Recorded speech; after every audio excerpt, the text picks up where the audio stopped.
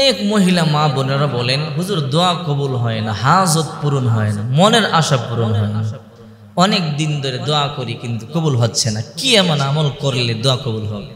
আমি আমার মহিলা মা বোনদেরকে বলবো, যখনই আপনি নামাজের সালাম ফিরাবেন, সালাম ফিরানোর পর সাথে সাথে এই দোয়াটি 7 বার পাঠ করবেন ইনশাআল্লাহ।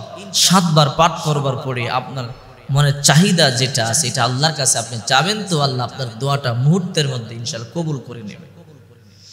কারণ সালাত এমন একটা ইবাদত, হাদিসের মধ্যে আছে যেই সমস্ত সময়গুলোতে আল্লাহ তাআলা রহমতের দরজা খুলে দেয়, আসমানের দরজা খুলে দেয়, আল্লাহ তাআলা ওই সময়গুলোতে আসমান থেকে আরশে আজিম থেকে দুনিয়াতে রহমতের ধারা চালু করে দেয়। অজস্র রহমত আল্লাহ তাআলা বৃষ্টির মতো দুনিয়াতে ছেড়ে দেয়। এর মধ্যে একটা সময় হলো সালাতের সময়, নামাজের সময়। নামাজের সময় তো আল্লাহ বান্দা বান্দার সাথে কথা বলা শুরু করে দেয়।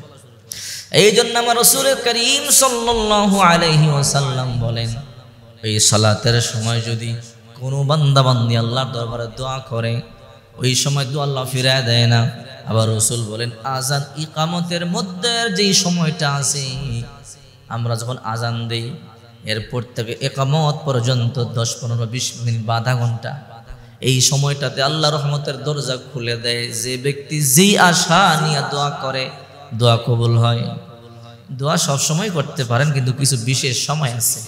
সবসময় যেমন নদীতে মাছ পাওয়া যায় না, সবসময় যেন আম গাছের গোড়ায় দাঁড়ায় থাকলেও আম কুড়ানো যায় না। বিশেষ কিছু সময় আছে, এই জন্য আমলেরও বিশেষ কিছু সময় আছে। এই জন্য আমার মা বোনদেরকে বলবো, আমল কবুল হওয়ার শর্তের মধ্যে নাম্বার 1 হলো আপনাকে নামাজ আদায় করতেই হবে। অনেকে নামাজ পড়ে না, দোয়া করে, বলে হুজুর দোয়া কবুল হয় না। আপনি নামাজ পড়েন না, আপনার দোয়া কেমনে কবুল হবে? নামাজ পড়তে হবে। ইবাদত কবুলের জন্য আরেকটা শর্ত হলো হালাল রিজিক আপনাকে খেতে হবে, হারাম খেলে হবে না। অনেকে হারাম খায়, হারাম খোরদের ইবাদত আল্লাহর দরবারে কবুল হবে না। এই জন্য আমার মা বোনদেরকে বলবো, যখন নামাজে দাঁড়াবেন তখন কিন্তু আল্লাহর সাথে আপনি কথা বলতেছেন, সাবধানে দাঁড়াইবেন। অনেকে নামাজে দাঁড়ায় টেলিভিশন দেখে, এমন মহিলাও দেখছি, ওই নামাজও পড়ে সেজদা থেকে ওইটা আবার টেলিভিশন দেখে ওরা নাটক যাইতেছে। এই দেখানো নামাজ পড়লে কোনো কাজ হবে না।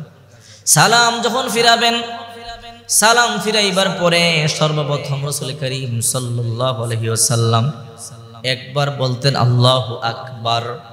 ভালো করে মনে রাখবেন, সালাম ফিরাইবার পরে নবীজি প্রথম বলতেন আল্লাহু আকবার, এরপরে 3 বার বলতেন ইয়া কাদ, এরপর 3 বার বলতেন আস্তাগফিরুল্লাহ, আস্তাগফিরুল্লাহ, আস্তাগফিরুল্লাহ।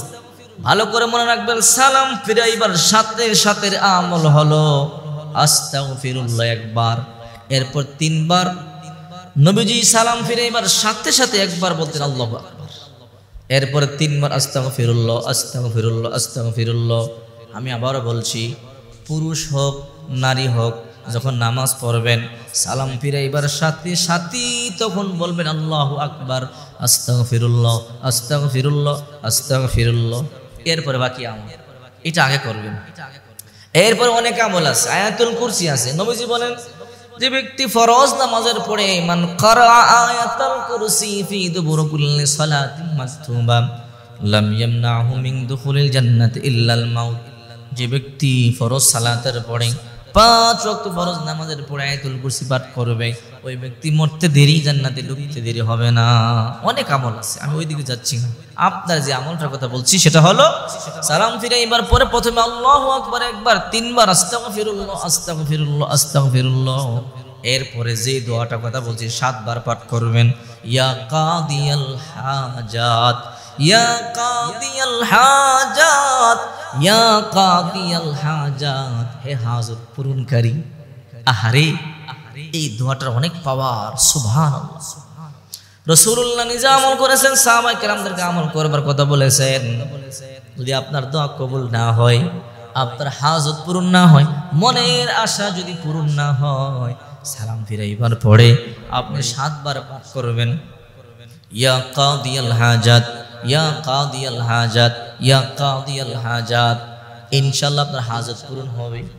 আর যদি আপনি কোনো মুশকিলে থাকেন, বিপদে থাকেন, সমস্যার মধ্যে থাকেন, বালা মুসিবতে থাকেন, তাহলে 7 বার বলবেন ইয়া হাল্লালাল মুশকিলাত, ইয়া হাল্লালাল মুশকিলাত, ইয়া হাল্লালাল মুশকিলাত।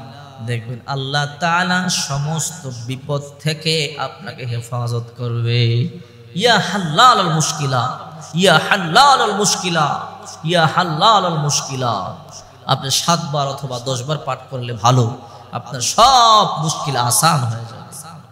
ইয়া কাদিয়াল হাজাত বললে হাজত পূরণ হয়, মনের আশা পূরণ হয়, চাহিদা পূরণ হয়। এই জন্য এই আমলগুলো করবেন, খুঁজে খুঁজে আমলগুলো করতে পারলে ভাগ্যের পরিবর্তন হয়ে যাবে। আল্লাহ পাক রব্বুল আলামিন চাহিদা পূরণ করে দিবে, হাজত পূরণ করে দিবে, তখন আপনি খুশি হয়ে যাবেন। সুবহানাল্লাহ। আমল তো নাই, অনেক কাজে জীবন একবারে আমল করেন, তো আপনি আমল না করলে, আপনি মালিকের কাজ না করলে মালিক আপনার বেতন দিবে? যেমন কাজ ছাড়া মালিকের বেতন চাওয়া যেমন বোকামি, ঠিক তেমনি আমল করা ছাড়া আল্লাহর কাছ থেকে নিয়ামত পাওয়া ঠিক তেমন বোকামি। আমল করবেন তো আল্লাহ আপনার নিয়ামত দিবে, আমল না করলে তো আল্লাহ দিবে না।